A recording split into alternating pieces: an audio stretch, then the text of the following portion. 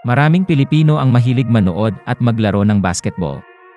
Pero alam nyo ba na may isang player dito sa Pilipinas na dahil sa galing niya mag-basketball ay nanganib ang kanyang buhay? Ang player na yon ay si Calvin Abueva.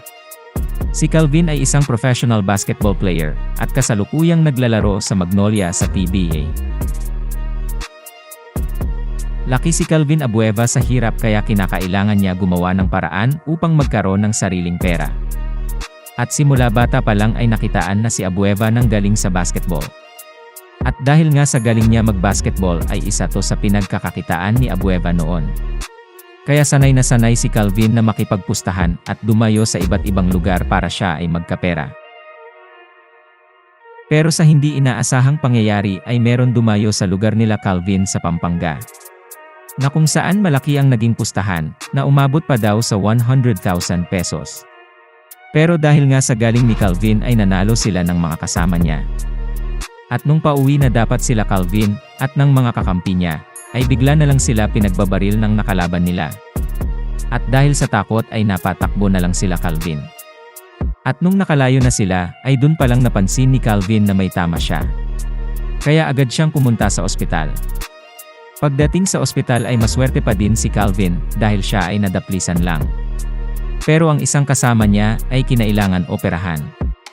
Kung napuruhan si Calvin nung araw na yun ay malamang hindi na siya nakilala at hindi na natupad ang mga pangarap niya. Sino ba naman ang mag-aakala na dahil lang sa basketball ay meron magtatangka sa kanilang buhay? Alam din naman natin na maangas at mayabang sa loob ng court itong si Calvin, kaya hindi natin alam kung ano ba talaga ang nangyari sa laban nila.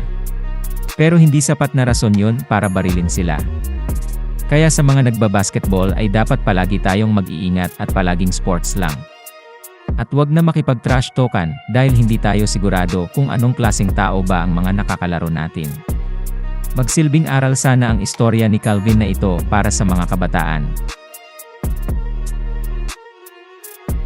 Gusto mo ba manalo ng limited Jordan Clarkson Gilas t-shirt?